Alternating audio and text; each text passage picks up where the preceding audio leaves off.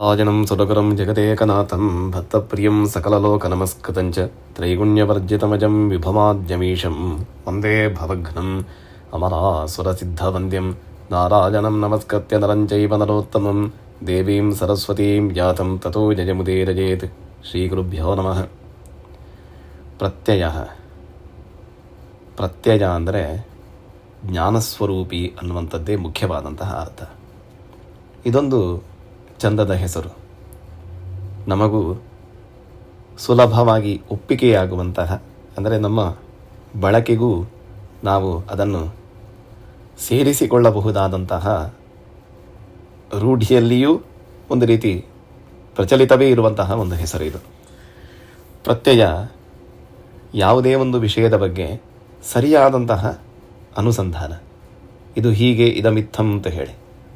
ಅದಕ್ಕೆ ನಮಗೆ ಮುಖ್ಯವಾಗಿ ಬೇಕಾದಂಥದ್ದು ಒಂದು ಸ್ಪಷ್ಟತೆ. ಆ ವಸ್ತುವಿನ ಬಗ್ಗೆ, ವಿಷಯದ ಬಗ್ಗೆ, ಸಂದರ್ಭದ ಬಗ್ಗೆ ಸರಿಯಾದಂತಹ ಒಂದು ಮಾಹಿತಿ. ಅದರಲ್ಲಿಯೂ ಕಣ್ಣಿಗೆ ಕಾಣದಂತಹ, ಬುದ್ಧಿಗೆ ಸುಲಭವಾಗಿ ಗೋಚರಿಸಿದಂತಹ ಅನೇಕ ವಿಚಾರಗಳು ನಮ್ಮ ಜೀವನದಲ್ಲಿ ಕಂಡುಬರ್ತವೆ. ಆದರೆ ಪರಮಾತ್ಮನಿಗೆ ಯಾಕೆ ಪ್ರತ್ಯಯ ಅಂತ ಕರೀತಾರೆ ಅಂದರೆ, ಎಲ್ಲ ವಸ್ತುವಿಗಳಲ್ಲಿಯೂ ಎಲ್ಲ ಒಂದು ವಿಷಯಗಳಲ್ಲಿಯೂ ಇರುವಂತಹ ಕಂಟೆಂಟ್ ಇವನೇ ಅಂತ ಹೇಳಿ. ಅಂದರೆ ಯಾವುದೇ ಒಂದು ವಸ್ತುವಿನ ಅಸ್ತಿತ್ವವೂ ಕೂಡ ಇವನಿಂದಲೇ ಆಗಿದ್ದರಿಂದ ಅವನನ್ನು ಹೊರತು ಬೇರೆ ವಸ್ತುಗಳ ಪರಿಕಲ್ಪನೆಯಲ್ಲಿ ಯಾವುದೇ ವಿಧವಾದಂತಹ ಒಂದು ಸ್ವಾರಸ್ಯವೇ ಇಲ್ಲ ಅಲ್ಲಿ. ಯಾಕಂದರೆ ಅವನಿದ್ದರೆ ಮಾತ್ರ ಎಲ್ಲವೂ.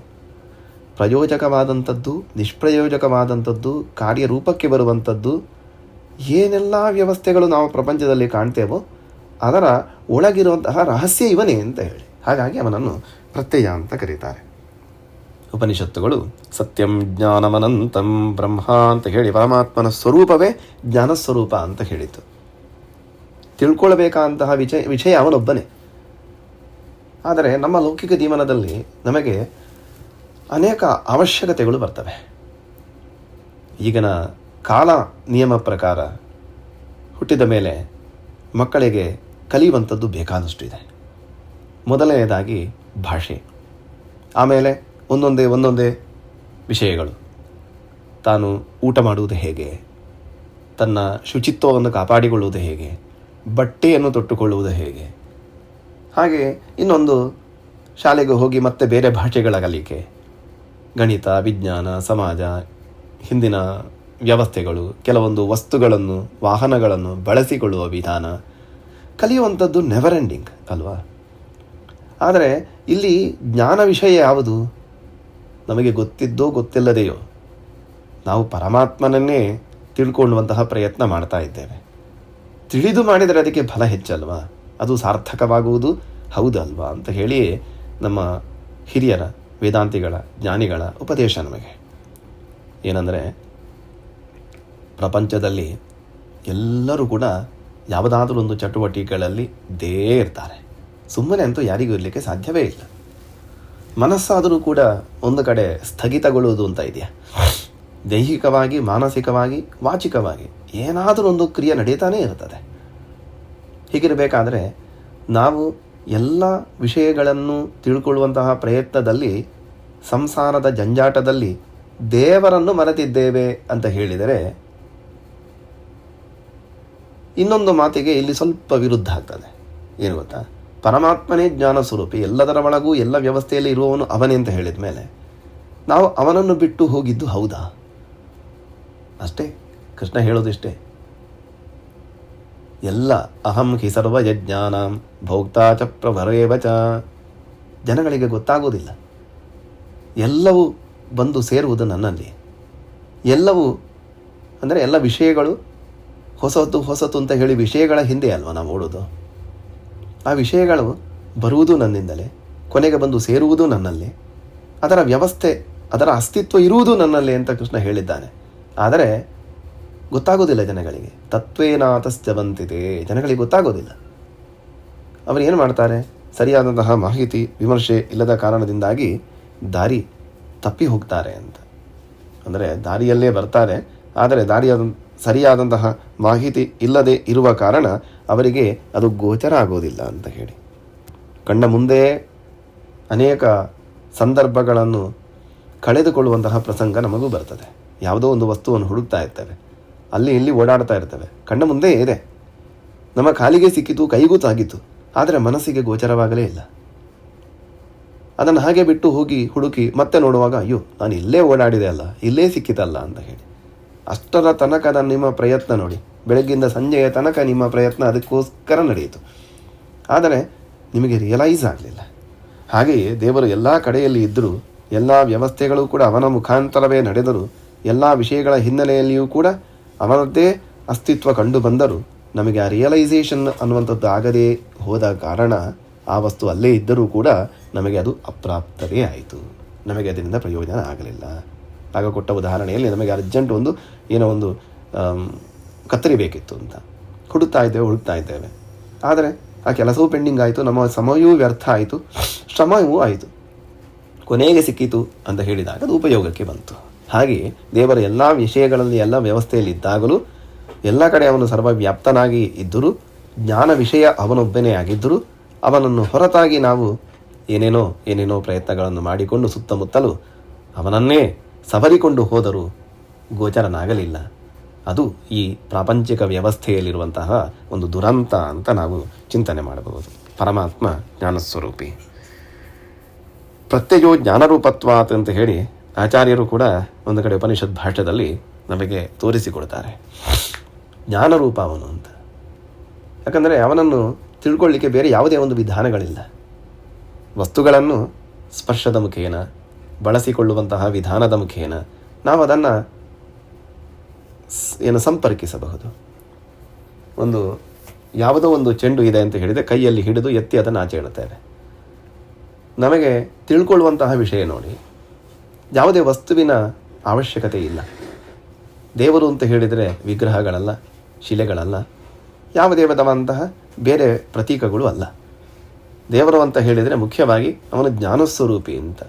ಹಾಗಾಗಿ ನಾವು ಮತ್ತೆ ಯಾಕೆ ಇಷ್ಟೆಲ್ಲ ಆಚರಣೆಗಳನ್ನು ನಾವು ಇಟ್ಟುಕೊಂಡಿದ್ದೇವೆ? ನಿತ್ಯವೂ ಜಪ, ಪೂಜೆ, ಅನೇಕ ಹೋಮ ಹವನಗಳು, ಅನೇಕ ವಿಧಿವಿಧಾನಗಳು, ಅದನ್ನು ಮತ್ತೆ ನಾವು ಅರ್ಥ ಮಾಡಿಕೊಳ್ಳಬೇಕು. ಅದೆಲ್ಲವೂ ಆ ಜ್ಞಾನ ವಿಷಯಕ್ಕೆ ಪೂರಕ ಅಂತ ಹೇಳಿ.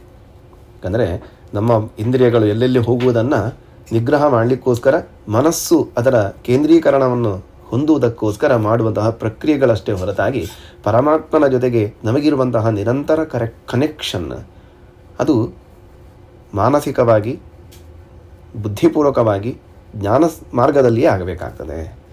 ಯಾಕೆ ಅಂದರೆ ಅವನನ್ನು ರೀಚ್ ಮಾಡಲಿಕ್ಕೆ ಬೇರೆ ಯಾವುದೇ ದಾರಿ ಇಲ್ಲ. ಜ್ಞಾನಸ್ವರೂಪಿಯವನು ಅಂತ ಹೇಳಿ. ನೀರು ಎಲ್ಲ ಒಟ್ಟು ಸೇರಿ ಸಮುದ್ರವನ್ನು ನದಿ ಮುಖೇನ ಹೋಗಿ ಸೇರುವ ಹಾಗೆ ಪರಮಾತ್ಮನನ್ನು ರೀಚ್ ಆಗಬೇಕು ಅಂತ ಇದ್ದರೆ, ಪ್ರತಿಯೊಂದು ನೀರಿಗೂ ಕೂಡ ಸಮುದ್ರವನ್ನು ತಲುಪಬೇಕಾದರೆ ಆ ಜಲಮಾರ್ಗವೇ ಒಂದೇ ಇರುವಂತಹ ಸಾಧನ ಅಲ್ವಾ. ಹಾಗೆಯೇ ಜ್ಞಾನಸ್ವರೂಪಿಯಾದಂತಹ ಪರಮಾತ್ಮನನ್ನು ನಾವು ಸಂಪರ್ಕಿಸಬೇಕು, ಅವನನ್ನು ಹೋಗಿ ಸೇರಬೇಕು ಅಂತ ಇದ್ದರೆ ನಮಗೆ ಜ್ಞಾನ ಮಾರ್ಗ ಒಂದೇ. ಯಾಕೆಂದರೆ ಅವನು ಜ್ಞಾನ ಸ್ವರೂಪಿ. ಹಾಗಾಗಿ ಪರಮಾತ್ಮನನ್ನು ಪ್ರತ್ಯಯ ಅಂತ ಕರೀತಾರೆ. ಅಂದರೆ ಪ್ರತಿಯೊಂದು ವಿಷಯಗಳನ್ನು ತಿಳಿದವನು. ಅವನಿಗೆ ತಿಳಿಯದಂತಹ ಯಾವುದೇ ವಿಧಂತಹ ವಿಷಯವೇ ಇಲ್ಲ. ಯಾಕೆಂದರೆ ಎಲ್ಲ ಜ್ಞಾನದ ಹಿನ್ನೆಲೆಯಲ್ಲಿಯೂ ಅವನದ್ದೇ ಅಸ್ತಿತ್ವ. ಪರಮಾತ್ಮ ಎಲ್ಲ ಕಡೆ ಹೇಗೆ ವ್ಯಾಪ್ತನಾಗಿದ್ದಾನೆ ಅಂತ ಹೇಳಿದರೆ ಅದೇ ಜ್ಞಾನ ರೂಪದಲ್ಲಿಯೇ. ವಿಶೇಷವಾಗಿ ಅದನ್ನೇ ಸತ್ಯಂ ಜ್ಞಾನಂ ಅನಂತಂ ಅಂದರೆ ಇಲ್ಲಿ ಮಾತ್ರ ಇದ್ದಾನೋ, ಎಲ್ಲೆಲ್ಲಿಯೂ ಇದ್ದಾನೆ ಅಂತ. ಎಲ್ಲವನ್ನೂ ತಿಳಿದವನು, ನಮ್ಮ ಆಗು ಹೋಗುಗಳನ್ನು. ಅದಕ್ಕೋಸ್ಕರ ನಾವು ಪರಮಾತ್ಮನಿಗೆ ಶರಣಾಗತರಾಗಬೇಕು ಅನ್ನುವಂತಹ ಸಂದೇಶವನ್ನು ಕೊಡುವಂತಹ ಅನೇಕ ಸ್ಮೃತಿ ವಾಕ್ಯಗಳನ್ನು, ಹಿರಿಯರ ಉಪದೇಶಗಳನ್ನು ಕೇಳ್ತೇವೆ. ಆದರೆ ನನ್ನದನ್ನು ನಾನು ನೋಡಿಕೊಳ್ಳಬೇಕಲ್ಲ. ಇಲ್ಲ, ನಿಮಗೆ ಅಲ್ಲಿ ಸಂಪೂರ್ಣವಾದಂತಹ ಭರವಸೆ ಅಂತ ಇದ್ದ ಮೇಲೆ, ಅವನು ನೋಡಿಕೊಳ್ತಾನೆ ಅನ್ನುವಂತಹ ಒಂದು ವಿಶ್ವಾಸ ಬಂದ ಮೇಲೆ ಇದಕ್ಕೆಲ್ಲ ನೀವು ಚಿಂತೆ ಮಾಡಬೇಕಾಗಿಲ್ಲ. ಇದ್ದಾನೆ ಅಂತ ಹೇಳಿ. ಚಿಂತೆ ಯಾಕೆ ಮಾಡುತ್ತಿದ್ದಿ, ಶ್ರೀಕಾಂತನಿದ್ದಾನೆ ಅಂತ. ಹಾಗಾಗಿ ಎಲ್ಲ ವಿಷಯಗಳನ್ನು ನಮಗೆ ದೂರ ಇಟ್ಟು ಆಚಾರ್ಯರು ಹೇಳಿದದನ್ನೇ ತದಲಂ ಬಹುಲೋಕ ವಿಚಿಂತನಯ ಪ್ರವಣಂ ಕುರುಮಾನ ಸಮೀಶಪತೆ ಅಂತ. ಅನೇಕ ವಿಚಾರಗಳನ್ನು, ಲೋಕ ವ್ಯವಹಾರಗಳನ್ನು, ನಿಮ್ಮ ಸಮಸ್ಯೆಗಳನ್ನು, ನೀವು ಮಾಡಲೇಬೇಕಾದಂತಹ ಅಂದರೆ ನೀವು ಅಂದುಕೊಂಡಂತಹ ಅನೇಕ ಒತ್ತಡದ ಅನಿವಾರ್ಯ ಕೆಲಸಗಳನ್ನು ಅದನ್ನೆಲ್ಲ ಬದಿಗಿಡಿ. ದೇವರ ವಿಷಯಕವಾಗಿ ನೀವು ಚಿಂತನೆ ಮಾಡುವಾಗ, ಧ್ಯಾನ ಮಾಡುವಾಗ, ಒಂದಷ್ಟು ಹೊತ್ತು ನೀವು ಸಮಯ ವಿನಿಯೋಗ ಮಾಡುವಾಗ ಅವನ ಕಡೆಗೇ ಧ್ಯಾನ ಇರಲಿ. ಲೋಕ ವ್ಯವಹಾರಗಳನ್ನೆಲ್ಲ ಬದಿಗೆ ಇಟ್ಟುಬಿಡಿ ಅಂತ. ಯಾಕೆ? ಮತ್ತೆ ಉಳಿದದ್ದು ಹೇಗೆ ನಡೀತದೆ? ಭರವಸೆ ಇಟ್ಟುಕೊಳ್ಳಿ, ಆ ನಂಬಿಕೆ ಬರಲಿ. ಯಾಕಂದರೆ ಮಂಗಳಾನಾಂಚ ಮಂಗಳಂ ಅಂತ, ಎಲ್ಲ ಶುಭವನ್ನೇ ಉಂಟು ಮಾಡುವವನು, ಎಲ್ಲದಕ್ಕೂ ಒಂದು ಶ್ರೇಯಸ್ಸಿನ ಅನುಗ್ರಹವನ್ನು ಮಾಡುವವನು, ನಮ್ಮ ಕೈ ಬಿಡುವುದಿಲ್ಲ ಅವನು. ಹಾಗಾಗಿ ಅವನು ನೋಡಿಕೊಳ್ತಾನೆ ಅನ್ನುವಂತಹ ಒಂದು ಭರವಸೆಯನ್ನು ಮನಸ್ಸಿನಲ್ಲಿ ಸ್ಪಷ್ಟವಾಗಿ ಇಟ್ಟುಕೊಳ್ಳಿ.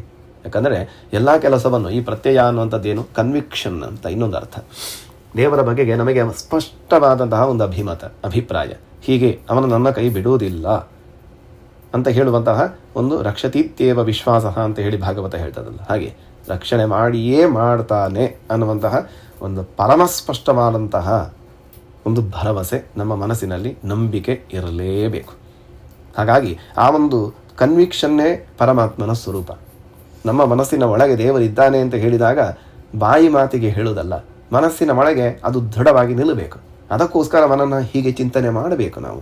ನಾನಾ ಪ್ರಕಾರಗಳಲ್ಲಿ ಪರಮಾತ್ಮನ ಸರ್ವೋತ್ತಮತ್ವವನ್ನು, ಅನೇಕ ಪುರಾಣ ಕಥೆಗಳ ಉದಾಹರಣೆಗಳನ್ನು ತಗೊಂಡು ದೇವರ ಅನುಗ್ರಹ ಮಾಡಿದಂತಹ ಅನೇಕ ಸಂದರ್ಭಗಳನ್ನು ನೆನಪಿ ಮಾಡಿಕೊಳ್ಳುವುದು. ನಿತ್ಯವೂ ಪರಮಾತ್ಮನ ಸರ್ವಶಕ್ತಿ, ಅವನ ಜ್ಞಾನ, ಅವನ ಸರ್ವೋತ್ತಮತ್ವ, ಸರ್ವವ್ಯಾಪ್ತತ್ವ ಇತ್ಯಾದಿಗಳನ್ನೆಲ್ಲ ಚಿಂತನೆ ಮಾಡುವುದು. ಈ ಮೂಲಕವೇ ನಾವು ನಮ್ಮ ಒಳಗಿರುವಂತಹ ದೇವರನ್ನು ನಾವು ಗೋಚರ ಮಾಡಿಕೊಳ್ಳಲಿಕ್ಕೆ ಸಾಧ್ಯ ಅಂತ ಹೇಳಿ. ಹಾಗಾಗಿ ಎಲ್ಲವನ್ನೂ ರಕ್ಷಿಸುವಂತಹ, ಎಲ್ಲವನ್ನೂ ನಿಯಂತ್ರಿಸುವಂತಹ ಪರಮಾತ್ಮ ಶುಭ ಮಂಗಳಗಳ ನಿಧಿಯೂ ಹೌದು. ಅದಕ್ಕೆ ಅವನನ್ನು ಶ್ರೀ ನಿವಾಸ ಅಂತ ಕೂಡ ಕರೆಯೋದು. ಹಾಗಾಗಿ ಅಂತಹ ಪರಮಾತ್ಮ ಜ್ಞಾನ ಸ್ವರೂಪನಾಗಿದ್ದಾನೆ. ನಮಗೆ ಬೇಕಾದದ್ದನ್ನು ಅವನೇ ಅನುಗ್ರಹ ಮಾಡ್ತಾನೆ. ಏನೇನೋ ಐಡಿಯಾಗಳನ್ನು ಹುಡುಕಿಕೊಂಡು ನಾವು ನಮ್ಮ ಸಾಧನೆಗಳನ್ನು ಮಾಡಲಿಕ್ಕೆ ಅಥವಾ ಸಮಸ್ಯೆಗಳಿಂದ ಹೊರಗೆ ಬರಲಿಕ್ಕೆ ಒದ್ದಾಡಬೇಕಾಗಿಲ್ಲ. ಅವನನ್ನು ಪ್ರತ್ಯಯ ಅಂತ ಹೇಳಿ ಚಿಂತನೆ ಮಾಡಿದರೆ ಸಾಕು, ಅವನು ಎಲ್ಲವನ್ನೂ ನೋಡಿಕೊಳ್ತಾನೆ. ಯಾಕಂದರೆ ಅವನು ಎಲ್ಲವನ್ನೂ ಬಲ್ಲವನು. ಕೃಷ್ಣಾರ್ಪಣಂ.